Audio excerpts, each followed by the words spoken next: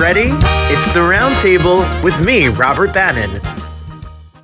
Welcome to the Roundtable, everybody. My name is Robert Bannon. Thank you for listening to us on the Broadway Podcast Network, or if you're watching us on our YouTube virtual talk show, thank you so much for being here. You know, we're a show where artists talk about art, and there's art right now. White Rose has debuted off Broadway. It is a 12-week run. You need to go down to Theater Row, go to 42nd Street and get your ticket on. We have one of the stars.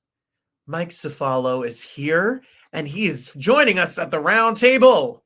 Hey. Hey. Thanks for having me. You must be a good Italian. Are you good, like an Italian boy? What do you think? Of course you are. No, I try my best every day. Where are you from? I'm from Pittsburgh originally. Big Italian community. Settled into New York for the past 7 years, which, there are quite a few Italians here too. There are. Well, my last name is Bannon, but my mom's maiden name is DiMeglio. So I knew we had an instant spiritual connection. So is it my hands? It might be the hands, Mike. It's the hands. It's a little bit of the hands. Was you growing up in Pittsburgh in the shadows of Carnegie Mellon and all of these, artistic life that is there in Pittsburgh, was it always the dream to be an actor? Oh, it always was. There's so much great art that happens in Pittsburgh and a lot of really amazing arts education programs there. And I was lucky that even my public school treated arts and specifically musicals as highly as their football team. So it was a great place to foster artists, for sure. That's a nice change of pace than what most people experience. No, I'm lucky, and I realize that's far from the norm. What was it like when you told your parents you were going to come to New York? They're really hard on me in a good way. Okay. And it was a pretty warm reception and I'm really grateful for them. They're the most supportive and amazing people ever. But it gave me confidence because I knew that if they thought I shouldn't or couldn't do this, they would be like, nice try, and you will be a dentist now. But they were open to it, and honestly, gives them reason to take vacations and travel. So yeah, they get to come see you. I mean, what's better than that? Better.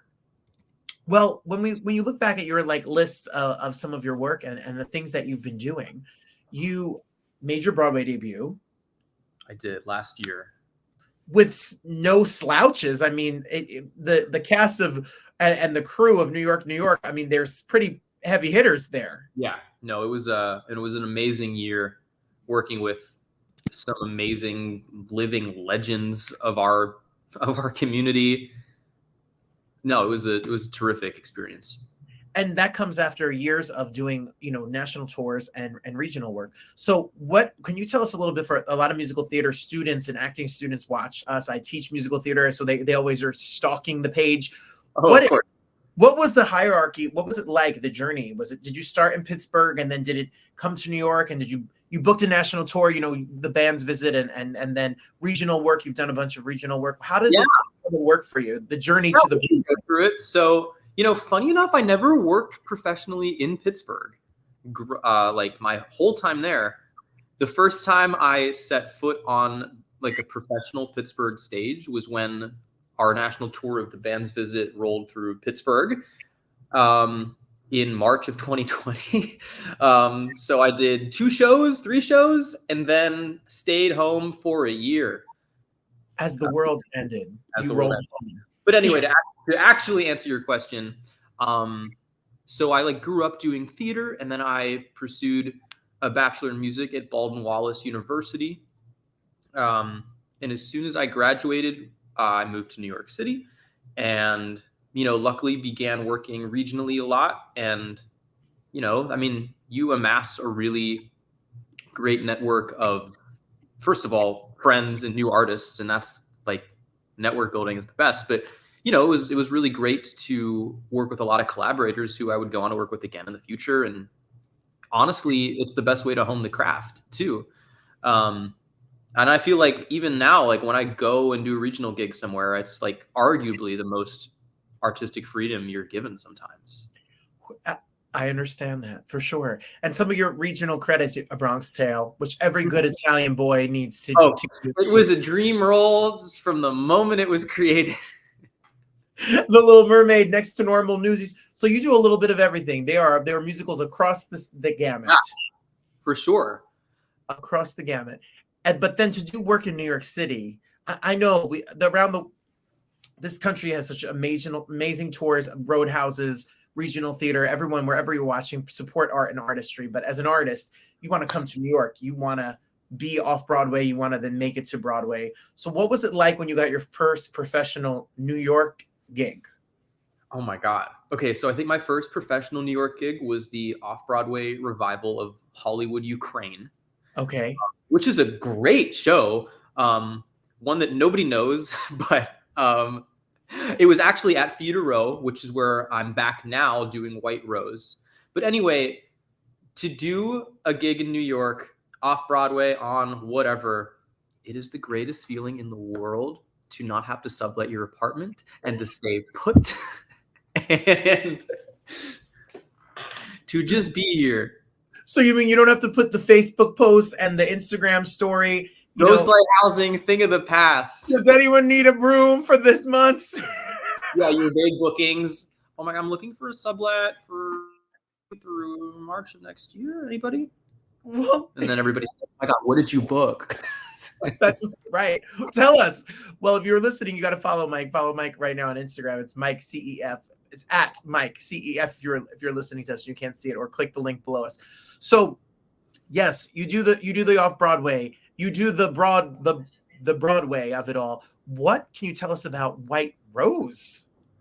So White Rose, professionally for me, this is kind of what I always see online or whatever, and I envy in that you always see new works happening, and then you see them kick around for a couple years, and they finally do come to fruition. But this was the first time for me that I've been involved with a project from its very first reading. And so, I started this maybe a year and a half, 2 years ago, playing a different character, Willie, who is beautifully portrayed by Broadway's Cole Thompson. But, it was a thing where you contribute so much to projects just by being there and lending your vibe and your essence and your voice and whatever. But it was a really kind of amazing journey because, you make friends and you see some stay and you see some go, but it's wonderful to see a project actually grow and flourish.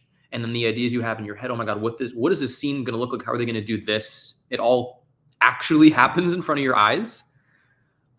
So it's been really wonderful to be a part of a show's life cycle from the beginning to, well, hopefully not the end, but to its peak at the moment. Well, it's only just begun. And before we get into the nitty gritty of it, make sure you get your tickets to see it. It's at whiterosethemusical.com. You can get your tickets, go to Theater Row. There's not a bad seat in the house, and you could see this show literally come to life. It's about as timely as ever. It really is. So a band's visit is no easy subject. It's not light. It's a pretty timely show as well. Then you jump over to White Rose, the musical, which is as timely as ever. Why this show? Why now? Why should we go spend an evening with you? Well, okay, so I'll give a quick little overview of what White Rose is about. It's a true story about a group of students in Munich, Germany during World War II, German students that started at first an underground secret resistance movement against Hitler and the Nazi Party. Which is, it's really heavy subject matter. And, these young kids almost in some people have been like, oh my God, that was a way heavier version of Newsies or but okay.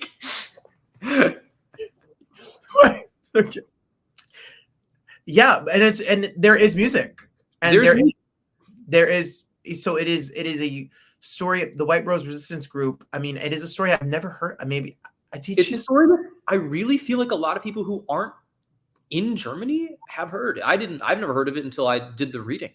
But it's a really fascinating tale of resistance and of liberation in a way. And I think that it really does show in the way that our book writer Brian Belding and lyricist, the way he frames it, it's really timely, and there's a lot of contemporary parallels to what's happening today. And I think it ultimately shows that resistance stories like this or like others are really not like a relic of the past, but there's something that, even though you see this story that takes place in the 40s, it's like hopefully inspires audience members to leave the theater and want to make a change of any kind, or to really just kind of think about what's happening in their life, and if they want to speak out and how they can make a change, how big or how small. But well, I think you said it best. Absolutely. It's not a show just for any particular group of people or religion or ethnicity or gender. It's for everyone, humanity, and of its kind. This cast is pretty brilliant. There's some big heavy hitter musical theater, TV, Broadway, movie stars. What tell us a little bit about what it was like to work with this group of artists. The cast is absolutely stacked. We have Joelle Impelman, who is the star of the Prom movie on Netflix. We have Paulo Montalban, who is every single person's heartthrob from Brandy's Cinderella.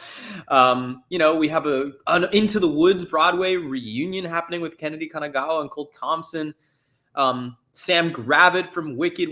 Laura Skye Herman from Hello Dolly. Like, the cast is insane. And it's a really beautiful thing when you go into a room with all of these big personalities and big names and everything, and everybody's nice. And it's a dream to like come and work with them and goof around off stage and like make really solid friendships. That doesn't always happen in the theater. Right. Well, did you see that? Did you hear that list of people? Did you hear the list of artists in this show? Are you listening? Are you kidding? Why are you not there tonight? There's $25 tickets every day. There's $25 tickets every day? I think if you unlock them daily at Today Tix, you can go to Today Tix, or go to Bright Rose the Musical, or follow Mike on Instagram, and just do all the things. Do everything we just said. I'm not going to be mad about it. No. I love Paulo Montalban. When I saw him doing an event in New York City, I was like, I grew up watching you on repeat. He's so sweet. And Sam is good people too. He's a sweetheart. Gotta get your tickets to see it. What was it like to work with Will, your director? Tell us a little bit about what it's like when you're in the room with this group of people and this material, and how did you all bond, and how did he get you all to do your best work? Yeah, so I mean, Will and I have had quite a journey together. It started with, and you know what, this goes back to all of the people that you say like stock the resumes and stock whatever. You never know how things in this industry are going to play out.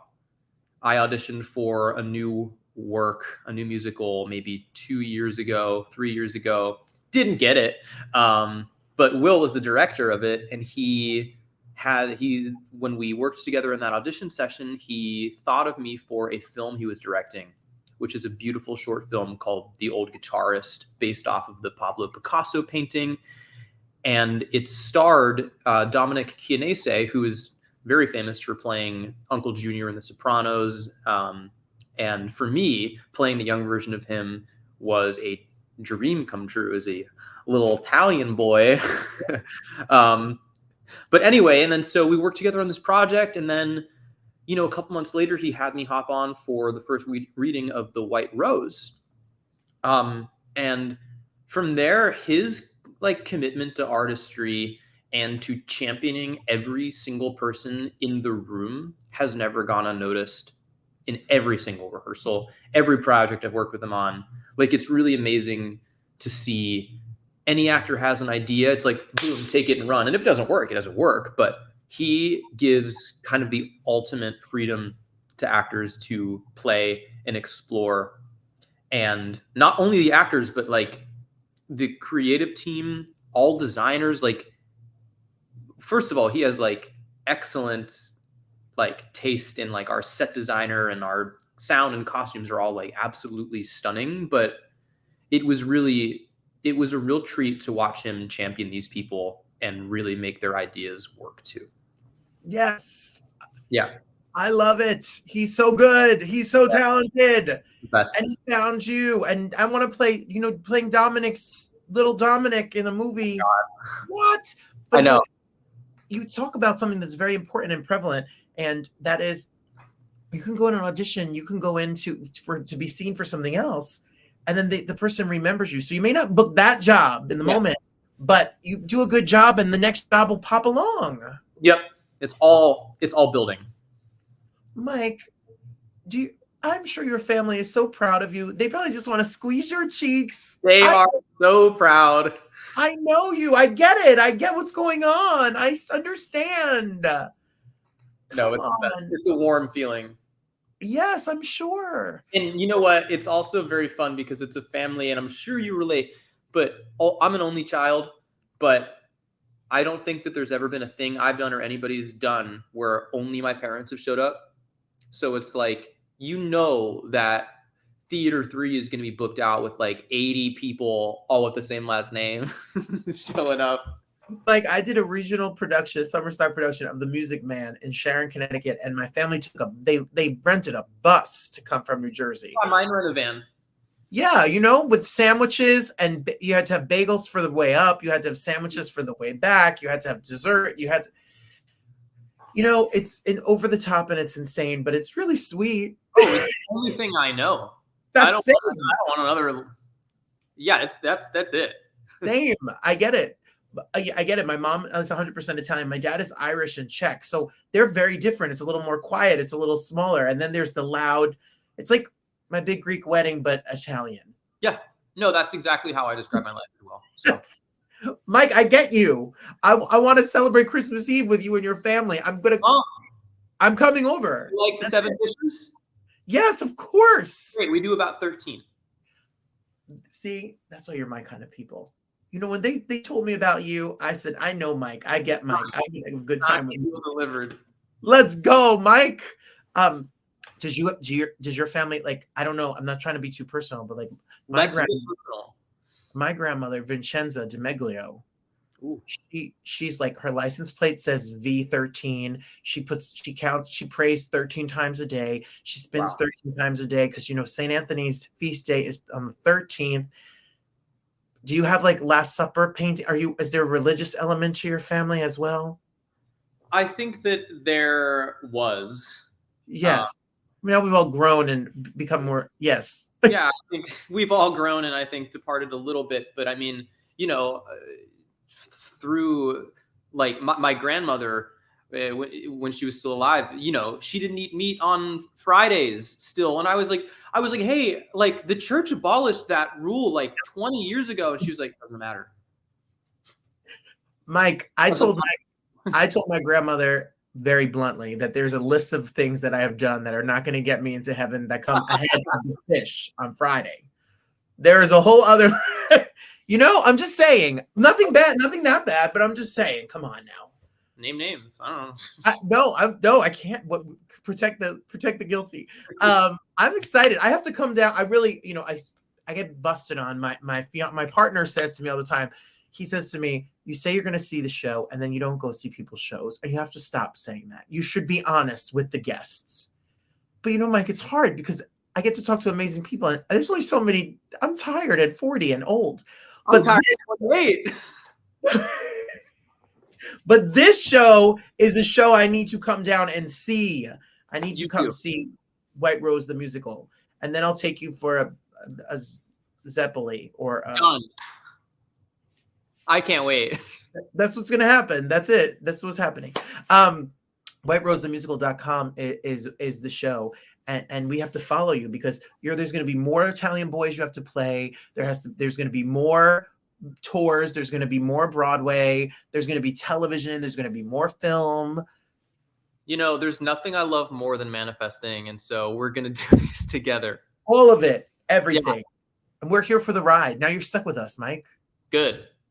Done. Please, give me a permanent seat. Give me a little plaque. I'm in.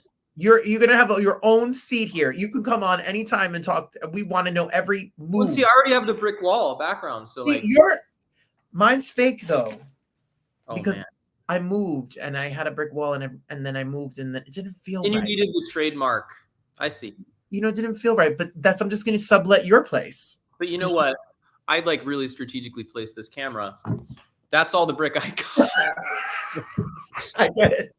So there you go. I get it. It's smart. It's One good. day though, next show, I'm gonna have an apartment that's all brick. Full brick. Goals. Wait, we're ready for it. Congratulations on everything. Congrats. Go see White Rose the musical. It's playing for a limited time, so you got to get your tickets now. Follow Mike on Instagram, and you're my paisan now. So we're gonna just be Paisans for life. For life. That's it. I'll For real. see you. I'll see you for Christmas, Mike. Can't wait. I love that. I love a good Italian boy, and I love great art. Go to see show today.